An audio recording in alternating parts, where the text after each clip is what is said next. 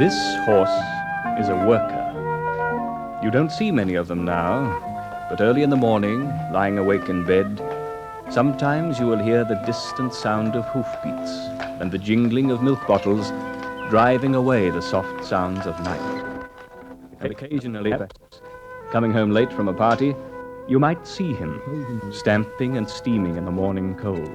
3.5 centuries ago, Shakespeare described the perfect horse in these words: round-hoofed, short-jointed, fetlocks shag and long, broad breast, full eye, small head and nostril wide, high crest, short ears, straight legs and passing strong, thin mane, thick tail, broad buttock, tender hide.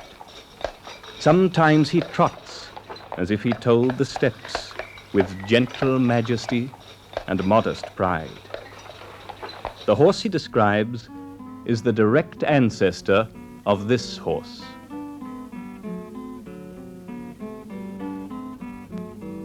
There aren't many workers now. The milk horse has become for us a kind of symbol of things as they were, and there are not many people left who can remember how they were. Who can remember the Cobb and Company coaches, the sulkies and buggies and wagonettes, the hansoms and barouches.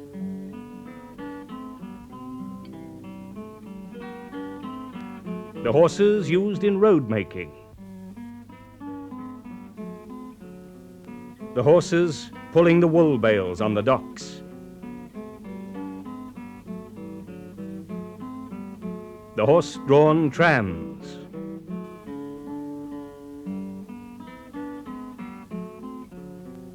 The mounted postman. The old fire carts. Those were the days when, to get from one place to another, one went by horse, or by steam train with a face blackened by cinders, or just walked.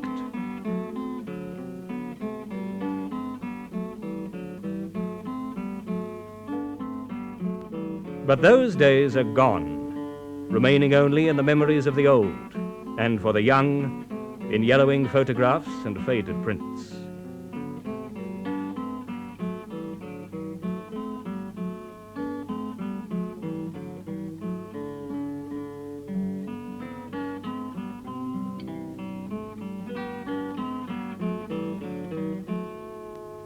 But we can't always trust our memories. We can't always trust the old photographs and the old prints. They freeze the past into a pattern of light and shade, where the light and shade heighten the romance that people didn't notice at the time.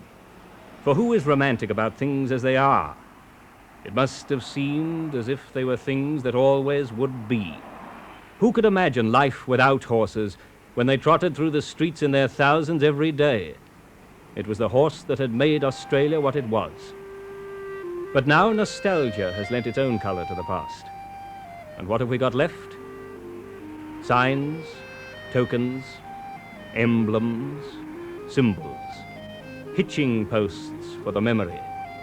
For we can remember, we can recreate the past if we try, from the signs that are all about us if we look.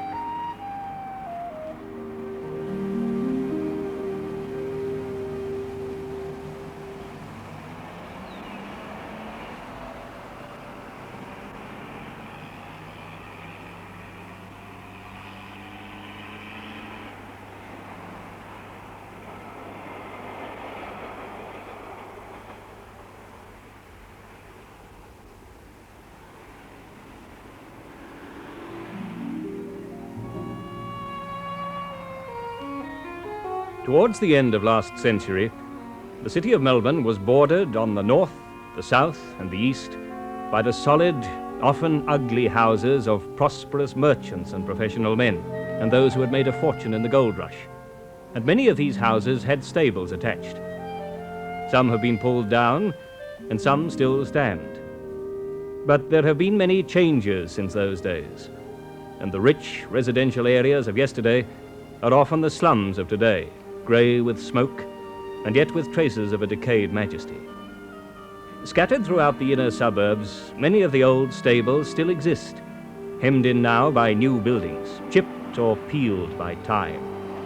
Some, perhaps, have been converted into lodgings for impoverished students, the local equivalent of the garret in Paris. Many are used as warehouses, where horses once nuzzled the feed bag. Some have become machine shops and garages.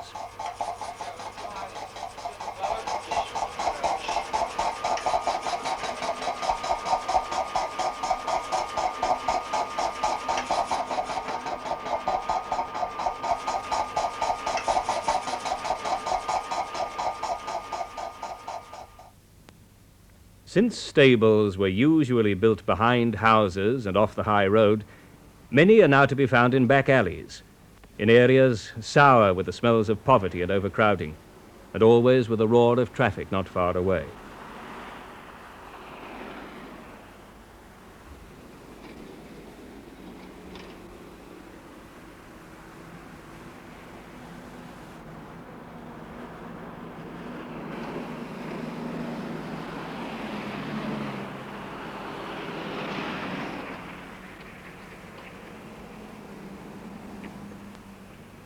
With care and a little paint, these old buildings can be restored to something like their original trim, but they have lost their purpose now.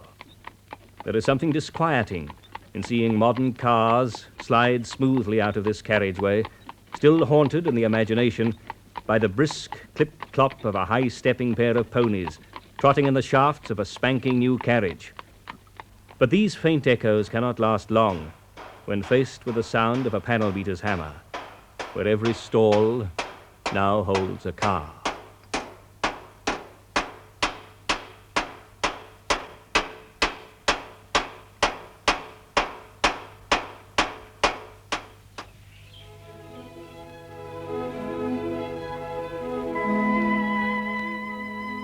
A little further out from the city, the past asserts itself more strongly. Sometimes these stables are still framed by trees, and birds are singing. Here and there a harness still hangs, polished and gleaming.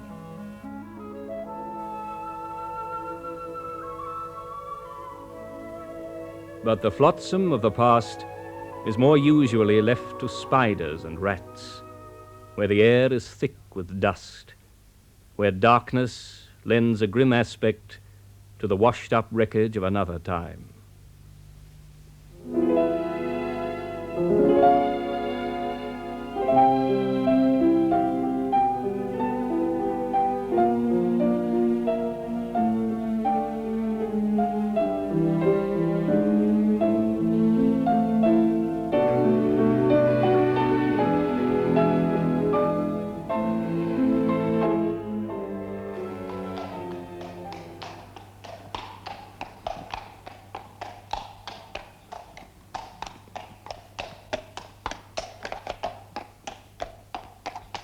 These signs and tokens of a past time, carried into the present as they grow old, can weave a subtle snare for the memory in their own way.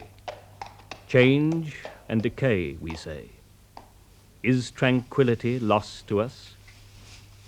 And in a way, we are right to ask this question, but we are not quite right. Since 1929, the number of horses in Victoria has dwindled by 4/5. We now have the smallest number of horses in the state since 1875, when the country was in its childhood. But there are still many horses left, and they are not all in the country or in racing stables or in riding schools. There are still some city horses left, and if the milk horse must remain their symbol, he does not remain their only representative. Some city councils, though not many, keep up a stable of horses, used for drawing a poison cart, perhaps, or for street cleaning. Bottiloes use horses still, and some icemen. It is possible, even now, to drive through the suburbs and see several horses and carts on the way. But the drivers are getting old. The carts are often falling into disrepair. The blacksmiths and harness makers are dying, some of them, and some changing their trade late in life. It is no longer easy to buy a horse trained for city work, a difficult and stringent training that is losing its meaning and purpose. Speak to the men who deal with horses, and you will meet with knowledge and strength, with men who have spent years in assimilating a dying art. But you will not hear the voices of the young.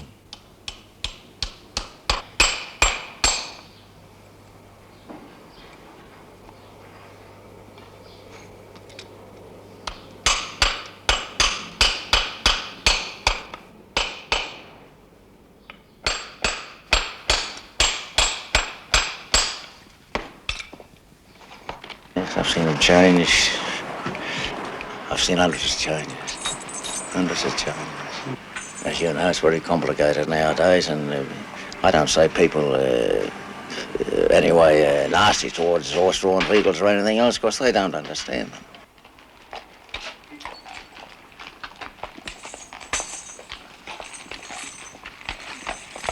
And they're very handy for some councils, but they only keep a few. Mostly all motors now. Times changes. It makes a lot of difference too. This line is going down fast.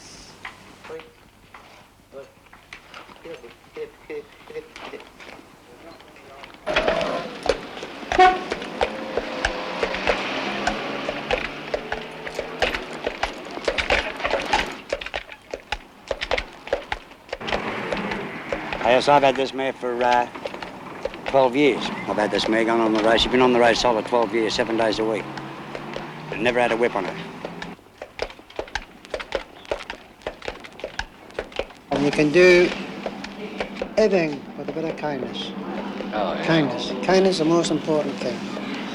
I mean, this little one here, a fortnight after I got her, she's flighty, nervous, a little bit of talking, a little bit of apple. And she won't eat nothing sweet, won't eat sugar, won't eat cakes, won't eat biscuits, won't eat bread, carrots, cauliflowers, apples.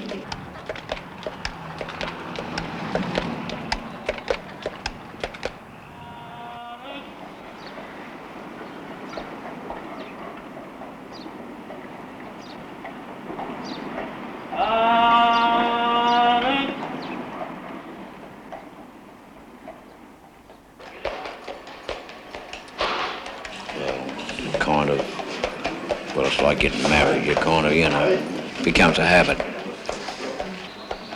Well, you work it out in this respect. If you're collecting bottles, you're on a horse and lorry, you're singing it. Could you imagine being in a truck, standing on the running board, driving with 1 foot, singing it?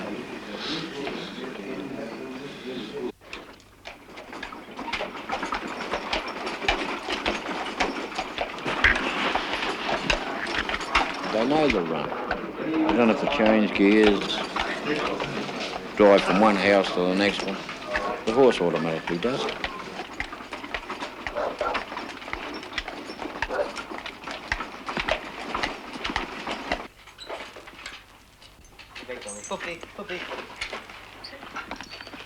Yeah, he'll do anything you tell him, yeah. He'll stop and go. Sometimes he might move on without you know, knowing he's gone or something like that. But, they're pretty good.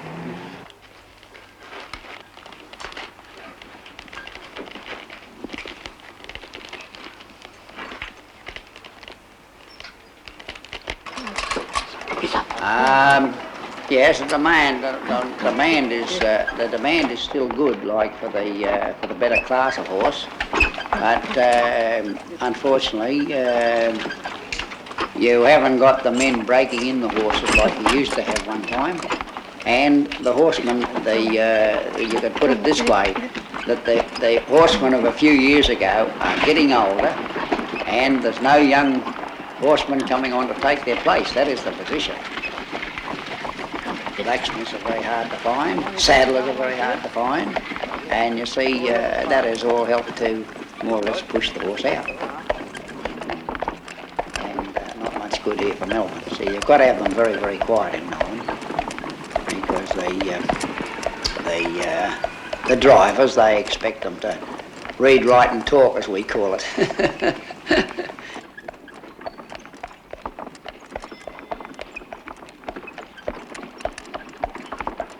see, one time you used to buy young horses.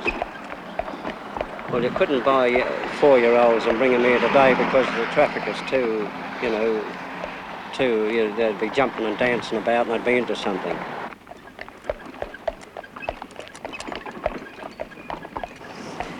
But you see, you can't get a good horse to stand in Melbourne. See, that's the point, see? You can't get them to stand. And that's why I got this old horse, because it stands all right. Otherwise, it'd lead me into a lot of money. They broke away, you know.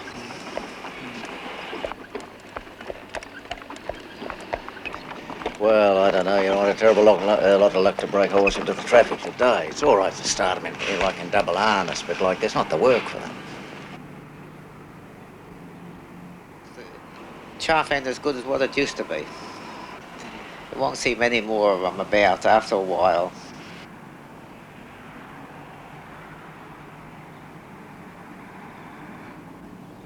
I've been feeding her on ice cream for about 7 years. 7 years, and she has, in the summertime, she really has 3 and 4 a day, but in the winter, I generally break it down to 2 or 3, or 2 a day. See, sometimes it plays up with them, you know what I mean, in the stomach. It gives them the grapes, and down they go in the harness. Yes. I've given her some in the winter, and I've had her going down the harness with me, but I've got her up straight away. Yeah. Just the chill in the stomach, you see what I mean?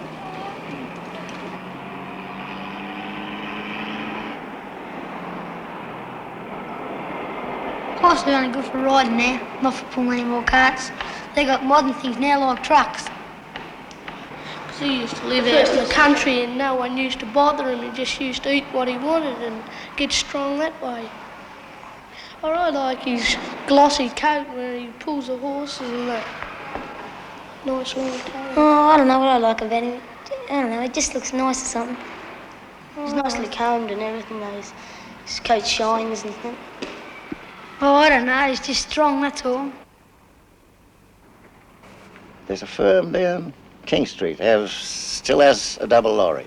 Well, that's the only double lorry I know operating around the wharf.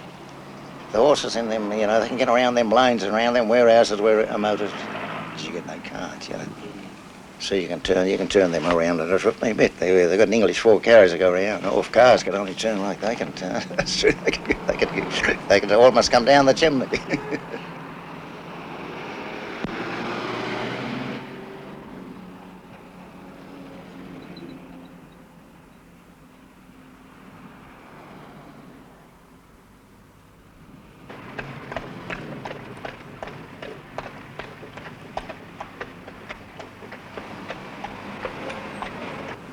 Well, there wasn't, what I mean to say, the motor vehicle has been on here a lot for a long time, but like I mean to say, there used to be, I suppose, at the most, I suppose there'd be only 10 or 12 of the teams about, wouldn't there? That'd be about all. But this is the last of the Mohicans by the look of it anyhow, I think.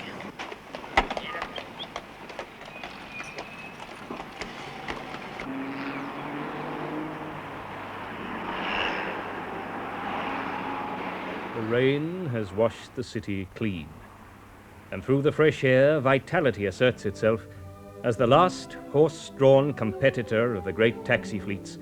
The only wagonette still for hire in Melbourne works at his lonely but successful trade. Monuments of Melbourne's solid Victorian past rise up along the route as a background, somehow inevitable and right. The stolid firmness of the Melbourne Club, a foil to the sturdy pony.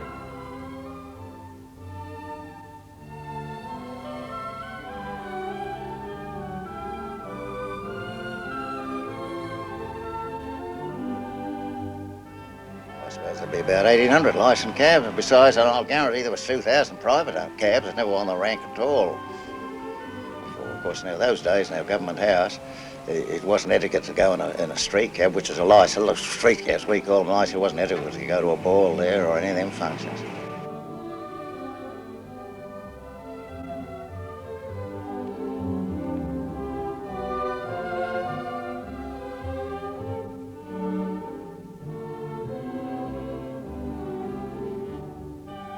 Now, the first taxis started here in 1909, and they used to call them two-lungers. Well, he'd be a very bad horse who couldn't beat one of them up a hill. Of course, they would have it on you going downhill or anything like that.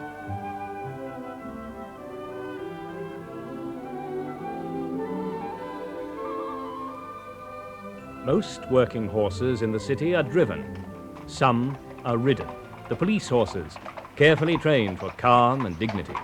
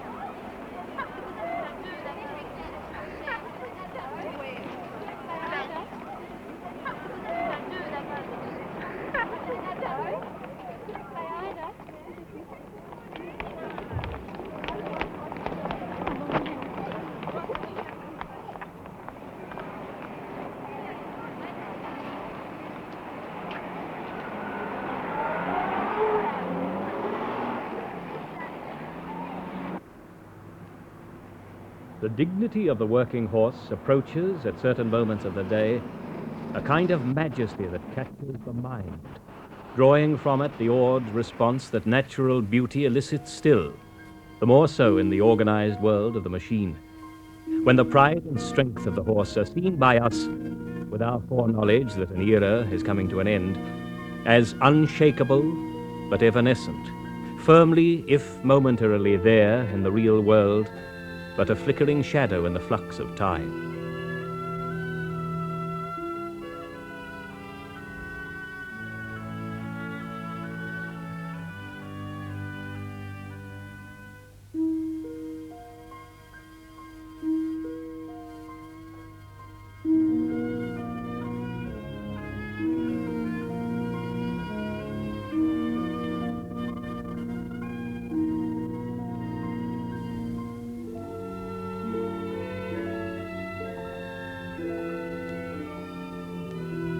The lives of these horses, cart horses, draft horses, ponies, police horses, are centered on work.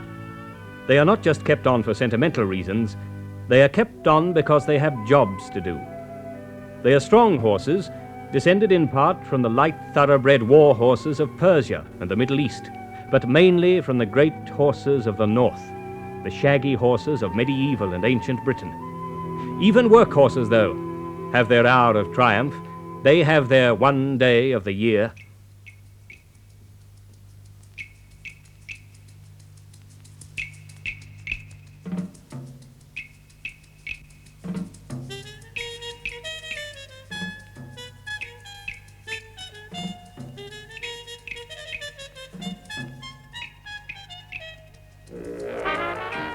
The show, the horses' one day of the year.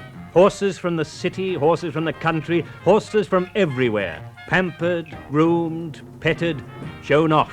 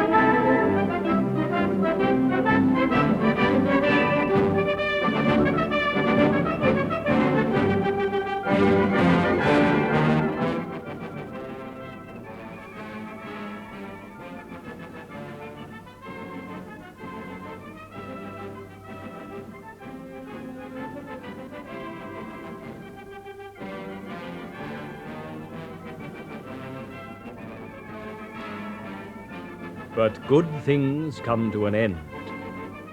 The bright colors of show day must fade, and the workaday world must reassert itself. The grey light of dawn must return with its freshness and stillness, its cool lack of color. This is dawn for the working horse, and this horse will work through many more dawns. But the half-light of dawn is only too easily confused with the half-light of dusk, and it seems that twilight will shortly swallow up the horse of the city, the work horse that is a living memory.